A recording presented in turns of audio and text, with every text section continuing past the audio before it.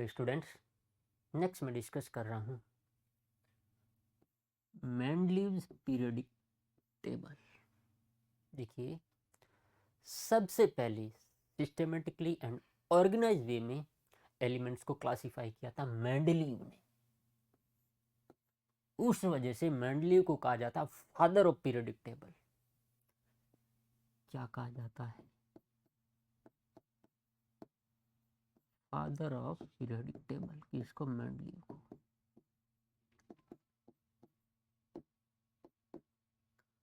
अब किस तरीके से उसने क्लासिफाई किया? देखो, मेंडलीव के टाइम में टोटल 63 एलिमेंट्स डिस्कवर थी। 63 एलिमेंट्स डिस्कवर्ड थी। तो उसने क्या किया? टेबल बनाई। किस तरीके से? कुछ उसने हॉरिजॉन्टल इस तरीके से रोज बनाई, 12 हॉरिजॉन्टल रोज थी वैसे, इस तरीके से। इसको और आप आगे बढ़ा सकती हैं। ये सारी की सारी नहीं बना रहा, आपको बता रहा हूँ, ठीक है। हॉरिजॉन्टल रोज कितनी? 12। और कुछ वर्टिकल कॉलम इस तरीके से, ठीक है।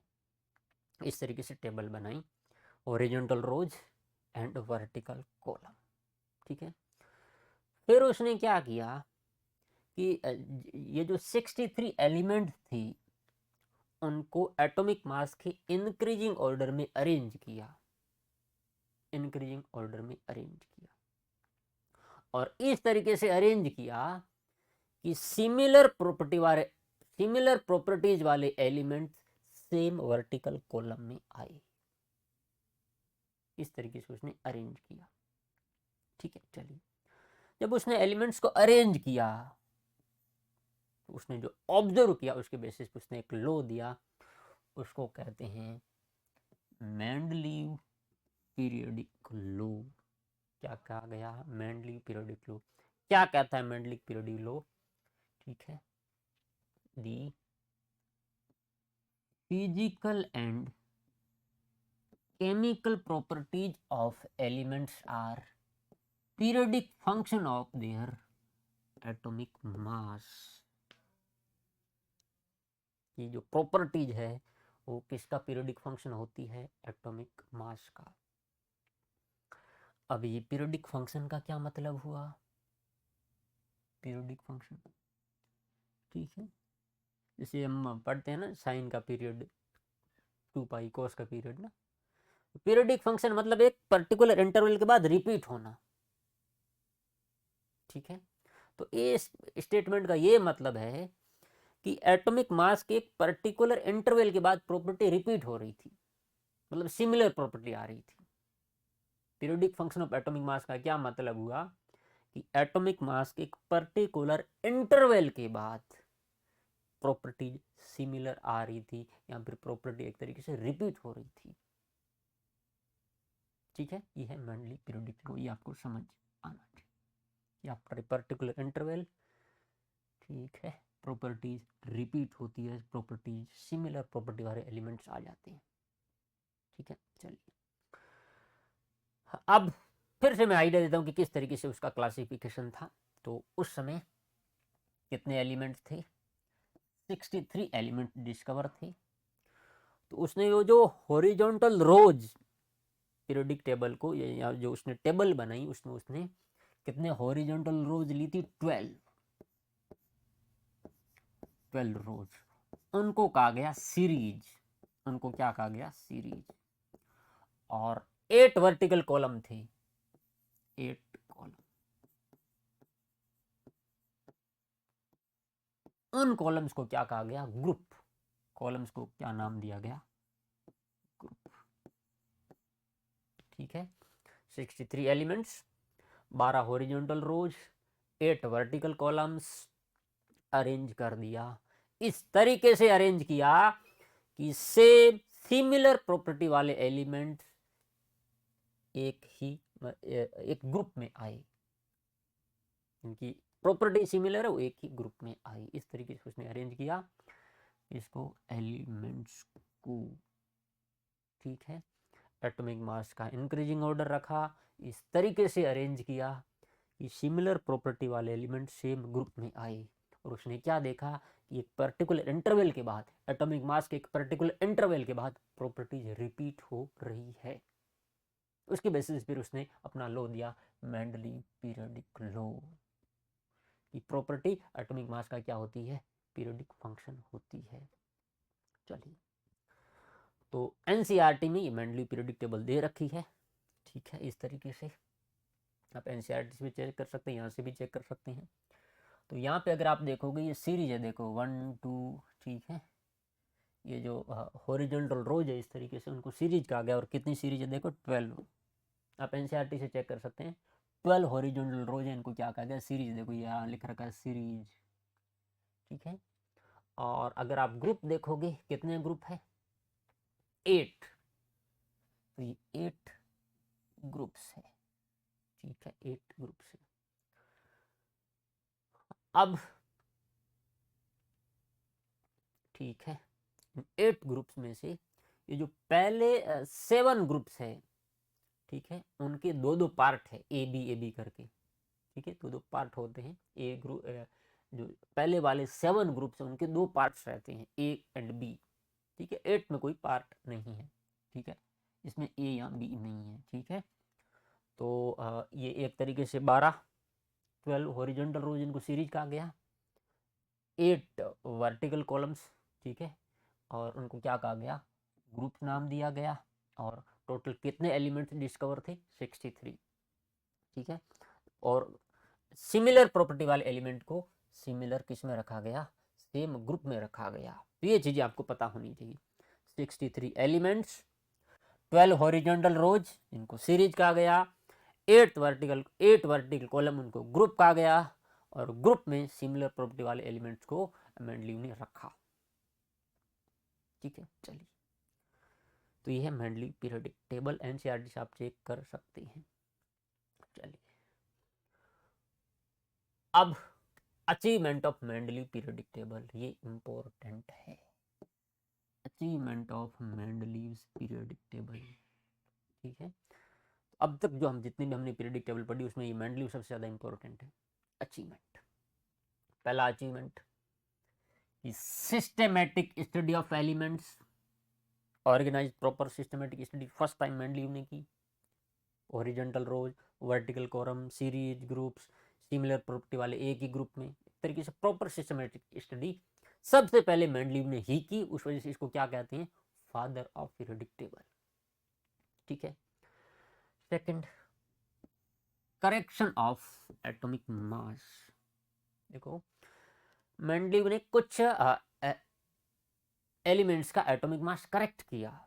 देखो, तो एटॉमिक मास किस तरीके से करेक्ट किया, तो फॉर्मूला है एटॉमिक मास का, atomic mass is equal to valency into equivalent weight, valency into equivalent weight, equivalent weight, valency into equivalent weight. ये किसका फॉर्मूला है भाई, एटॉमिक मास को निकालने का। तो इस तरीके से उसने कुछ एलिमेंट्स का एटॉमिक मास करेक्ट किया। कौन कौन से एलिमेंट्स का, उसमें एक बेरिलियम है, बेरिलियम का 13.5 था, उसने फिर करेक्ट करके कितना किया, 9 किया, ठीक है। तो कौन कौन से एलिमेंट्स का उसने एटॉमिक मास करेक्ट किया, तो आप ध्यान रख सकते हैं, U B E I N A U and P T, इन एलिमेंट्स का उसने एटॉमिक मास करेक्ट किया, ठीक है। तो इसको आप इस याद रख सकते हैं, U B I N A U P T, इन एलिमेंट्स का उसने एटॉमिक मास करेक्ट किया।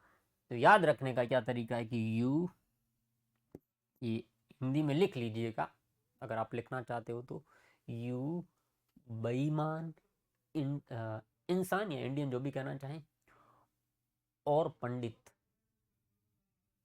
यू बेईमान इंसान और पंडित, इस तरीके से आप हिंदी में लिख सकते हैं। और भी बहुत सारे तरीके हैं, ठीक है। कुछ लोग इसको यू बेशरम इंसान कह सकते हैं और पंडित, उस तरीके से जो आपकी चाहिए, यू बेशरम इंसान और पंडित, बेशरम भी है पंडित भी है, चलिए जो भी है, ठीक है। तो इस तरीके से आप याद रख सकते हैं, ठीक है। याद रखने का तरीका ही ज़्यादा होगा, सब आपकी इच्छा, आप जो तरीका याद रखना चाहिए, ठीक है, अपने को याद रखना है, ठीक है। तो ये आप लिख लीजिएगा अब, ठीक है। तो इस तरीके से इन एलिमेंट्स का उसने एटॉमिक मास करेक्ट किया, ये फॉर्मूला है। वेरी इंपॉर्टेंट थर्ड है प्रेडिक्शन ऑफ न्यू एलिमेंट्स,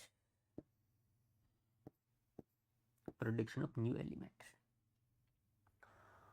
अब जब मेंडली अपनी पीरियोडिक टेबल बना रहा था तो सिमिलर प्रॉपर्टी वाले एलिमेंट्स को रख रहा था एक ही ग्रुप में, तब कुछ पोजीशन ऐसी थी जो खाली रह गई, मतलब उसको कुछ एलिमेंट मिला ही नहीं उस पोजीशन को भरने के लिए, क्योंकि भाई वो इस तरीके से रख रहा कि प्रॉपर्टी सेम होनी चाहिए। तो जितने एलिमेंट थे 63 थे, उसने प्रॉपर्टी के हिसाब से एटॉमिक मास के हिसाब से रख दिए, अरेंज कर दिए। तो उसने क्या देखा कि कुछ जगह खाली रह गई, कुछ जगह खाली रह गई। तो उन खाली जगह पे फिर उसने प्रेडिक्ट किया कि कुछ एलिमेंट्स फ्यूचर में डिस्कवर होंगे, ठीक है, कुछ एलिमेंट्स फ्यूचर में डिस्कवर होंगे। उसका प्रेडिक्शन सही निकला और एलिमेंट्स फ्यूचर में डिस्कवर हुए। तो उसने क्या क्या प्रेडिक्शन किया था वो लिख रहा हूं मैं, इंपॉर्टेंट है। बोरोन के पास एक खाली जगह छोड़ी थी, उसने बोला था एक एलिमेंट आएगा और उसने उसका नाम दे दिया एका बोरोन, ठीक है। और वो एलिमेंट फिर डिस्कवर हुआ, उसका नाम है स्कैंडियम। क्या नाम है? स्कैंडियम, जो हम जिसको हम क्या कहते हैं, जिसका स्कैंडियम नाम है, ठीक है। उसके बाद उसने एल्यूमिनियम के पास खाली जगह थी, उसने बोला एक एलिमेंट आएगा फ्यूचर में एका एल्यूमिनियम, और एलिमेंट डिस्कवर हुआ, उसका नाम है गैलियम। क्या नाम है भाई? गैलियम। एक और उसने खाली जगह छोड़ी सिलिकॉन के पास, एका सिलिकॉन, एका सिलिकॉन। वहां भी एक एलिमेंट डिस्कवर हुआ, उसका नाम है जर्मेनियम। क्या नाम है भाई? जर्मेनियम।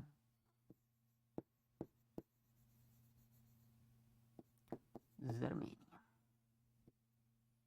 ठीक है। और उसने एक जगह छोड़ी मैंगनीज के पास, एका manganese.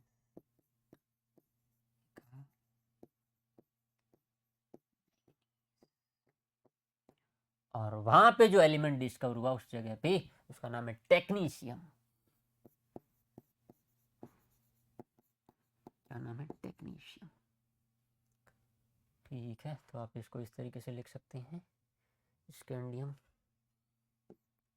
Sc, gallium Za, germanium Ze, और ये Tc, टेक्नीशियम, ठीक है।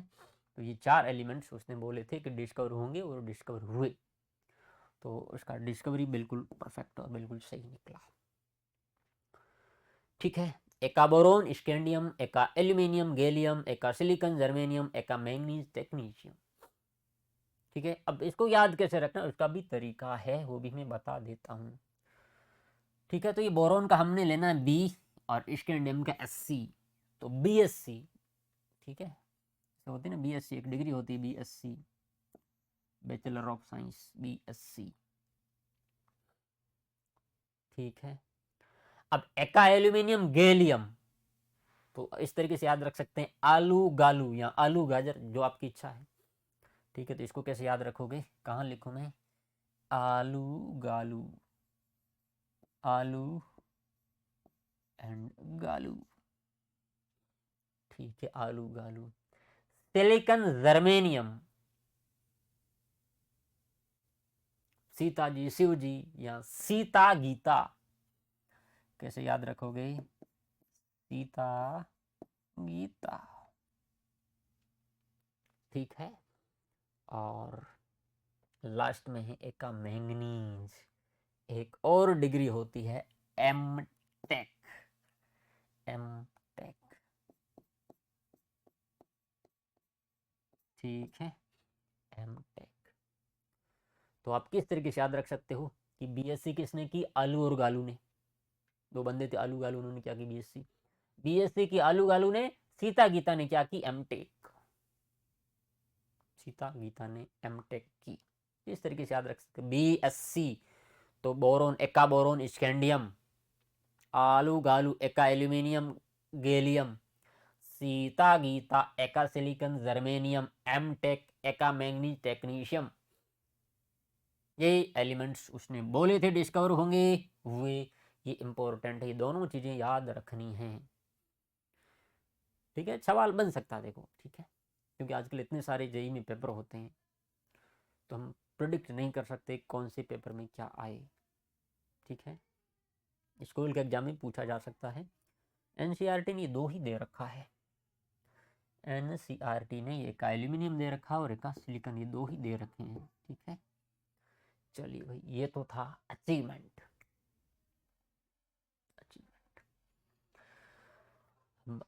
अचीवमेंट के बाद फिर limitation, limitation of Mendeley periodic table. Limitation ये भी आपको ध्यान रखना है। Position of hydrogen, position of hydrogen, भाई हाइड्रोजन को कहां रखोगे, ये बहुत कंफ्यूजन का पॉइंट है कि हाइड्रोजन आप एल्कली मेटल के साथ भी रख सकते हो, हेलोजन के साथ भी रख सकते हो, अभी भी कंफ्यूजन है। मॉडर्न पीरियोडिक टेबल में भी हाइड्रोजन का पोजीशन, ठीक है, वो भी कंफर्म नहीं है, ठीक है। तो ये थोड़ा सा लिमिटेशन है, पोजीशन ऑफ हाइड्रोजन, कहाँ रखें हाइड्रोजन को, एल्कली मेटल की तरह ही उसमें रखें, क्योंकि प्रॉपर्टी कुछ एल्कली मेटल की तरह है, कुछ हेलोजन की तरह भी प्रॉपर्टी रखता है। तो ये कुछ कन्फ्यूजन था, ठीक है। पोजीशन ऑफ हाइड्रोजन जो मॉडर्न पीरियोडिक टेबल में भी अभी कन्फ्यूजन है। सेकंड एनोमलस पेयर, ये इंपॉर्टेंट है, एनोमलस पेयर।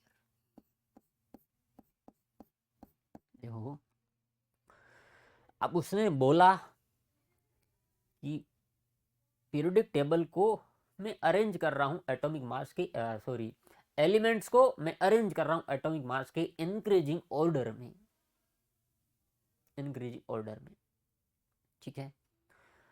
लेकिन कुछ जगह ऐसा क्या हुआ कि उसने सिमिलर प्रॉपर्टी वाले एलिमेंट को सेम ग्रुप में रखने के लिए इस पॉइंट से कंप्रोमाइज किया।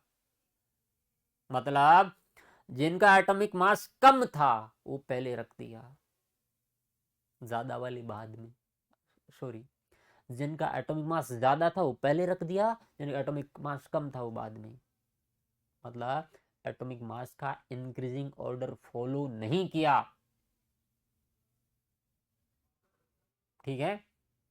तो ऐसे कौन कौन से एनोमलस पेयर है हम देखते हैं। देखो मैं आपको यहाँ दिखा देता हूँ, हमने कहाँ देखा, यस यहाँ पे टेलुरियम एंड आयोडीन। देखिए कहाँ है टेलुरियम एंड आयोडीन, ये देखो टेलुरियम एंड आयोडीन, ये देखिए टेलुरियम आयोडीन। एटॉमिक मास देखिए 127.6, 126.9, इसका ज़्यादा ये पहले, इसका कम ये बाद में आ रहा है। मतलब एटॉमिक मास का इंक्रीजिंग ऑर्डर फॉलो नहीं हो रहा है, ठीक है। तो उसने क्या किया कि सिमिलर प्रॉपर्टी वालों को सेम ग्रुप में रखने के लिए फिर कुछ जगह इस तरीके से कंप्रोमाइज कर लिया। एटॉमिक मास का ऑर्डर उसने ध्यान ही नहीं दिया कि प्रॉपर्टी सिमिलर होनी चाहिए। तो टेलुरियम की प्रॉपर्टी इसके सिमिलर थी, उसके रख दिया, आयोडीन की प्रॉपर्टी इनके सिमिलर थी, इसमें रख दिया। अब फिर दिक्कत क्या होगी कि एटॉमिक मास का इंक्रीजिंग ऑर्डर फॉलो नहीं हुआ। तो पहला एनोमलस पेयर है टेलुरियम एंड आयोडीन, तो ये आप लिख लीजिए। तो पहला एनोमलस पेयर है टेलुरियम एंड आयोडीन। दूसरा एनोमलस पेयर है कोबाल्ट एंड निकल, और तीसरा है TH एंड PA, ठीक है। तीन एनोमलस पेयर है, मैं दिखा देता हूं कहां कहां पे है। कोबाल्ट एंड निकल, कोबाल्ट एंड निकल, ठीक है। अब यहां देखो इसने 59 लिख रखा है, एग्जैक्ट अगर आप देखोगे तो निकल का शायद है 58.6, और इसका शायद 59.5 के आसपास है, आप वेरीफाई कर लीजिएगा, ठीक है। तो निकल का वैसे कम होता है, यहाँ तो चलिए उसने वो करके दे दिया 59 लिख रखा है, लेकिन एक्चुअल में कोबाल्ट का ज़्यादा होता है, निकल का कम होता है, लेकिन कोबाल्ट पहले आता है। तो ये सेकंड एनोमलस पेयर है। और तीसरा थोरियम एंड पीए, ठीक है, यहाँ पीए बाद में आता है और उसका होता है 231, ठीक है। तो ये 3 एनोमलस पेयर है जहाँ पे एटॉमिक मास का इंक्रीजिंग ऑर्डर फॉलो नहीं होता, ठीक है, ऑर्डर फॉलो नहीं होता। तो ये 3 पेयर, ये भी आपको याद रखना है। तरीका क्या है, THPA तो ठंडी पेप्सी, CONI कोक नहीं, TEI तेरी आई, मतलब तेरी आई, ठीक है, कुछ लोग तेरी इच्छा भी कहते हैं, कोक नहीं, ठंडी पेप्सी।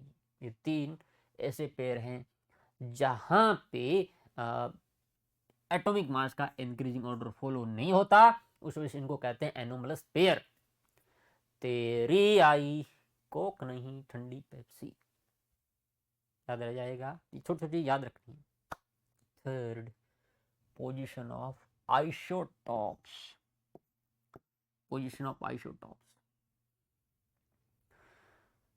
अब जैसे हाइड्रोजन के isotopes, hydrogen, deuterium and tritium,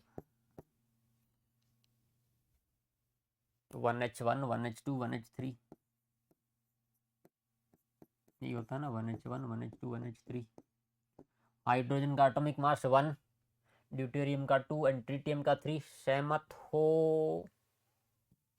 इसका हाइड्रोजन का एटॉमिक मास 1 होता है, ड्यूटेरियम का 2, ट्रिटियम का 3। यस और नो? यस। मैंडलीव से बोला भाई इन आइसोटोप्स को कहाँ रखेगा तुम? बोले कि मैं तो एक ही ग्रुप में रखूंगा, हाइड्रोजन, ड्यूटेरियम एंड ट्रिटियम को मैं एक ही ग्रुप में रखूंगा। फिर उसे सवाल किया गया, तू तो कह रहा है कि हमने एलिमेंट्स को एटॉमिक मास के इंक्रीजिंग ऑर्डर में अरेंज किया, यहाँ इंक्रीजिंग ऑर्डर में अरेंज क्यों नहीं किया? ठीक है, तो पॉइंट क्या है कि उसने ये जो आइसोटोप्स है उनको एक ही ग्रुप में रखा, मतलब उसने जो अपना रूल है वही तोड़ दिया। एटॉमिक मास का इंक्रीजिंग ऑर्डर फॉलो ही नहीं हुआ कि भाई ये 1 है, ये 2 है, ये 3 एक साथ कैसे आ सकते हैं, इनके लिए 3 ग्रुप्स बनाने पड़ेंगे। हाइड्रोजन का एटॉमिक मास अलग है, ड्यूटेरियम का अलग है, ट्रिटियम का अलग है। अब एटॉमिक मास अलग है, एटॉमिक मास के इंक्रीजिंग ऑर्डर में अरेंज करो तो 3 ग्रुप बनेंगे, लेकिन मेंडलीव ने एक ही ग्रुप में रखा। तो ये भाई अपना ही रूल उसने फॉलो नहीं किया, एक साथ ही तीनों को कैसे रख दिया, क्योंकि एटॉमिक मास तो तीनों का अलग अलग है। पोजीशन ऑफ आइसोटॉप्स, तो ये भी लिमिटेशन थी कि आइसोटॉप्स को कहाँ रखेंगे, क्योंकि आइसोटॉप्स का क्या होता है, एटॉमिक मास डिफरेंट, एटॉमिक मास अलग है, तो अलग जगह चाहिए होगी आइसोटॉप्स को मेंडलीव के पीरियोडिक टेबल में। ठीक है। फोर्थ लिमिटेशन क्या है कि some similar elements are separated and dissimilar elements are group together.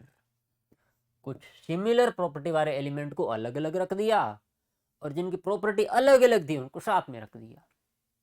जैसे जैसे आप देखिए, ये है कहाँ गया, lithium, sodium, potassium, rubidium, caesium, gold. देखो ये गोल्ड एंड प्लेटिनम की प्रॉपर्टी सिमिलर होती है, गोल्ड एंड प्लेटिनम की। गोल्ड यहाँ है, प्लेटिनम कहाँ है? प्लेटिनम यहाँ है, देखो प्लेटिनम 8वें ग्रुप में, गोल्ड पहले ग्रुप में।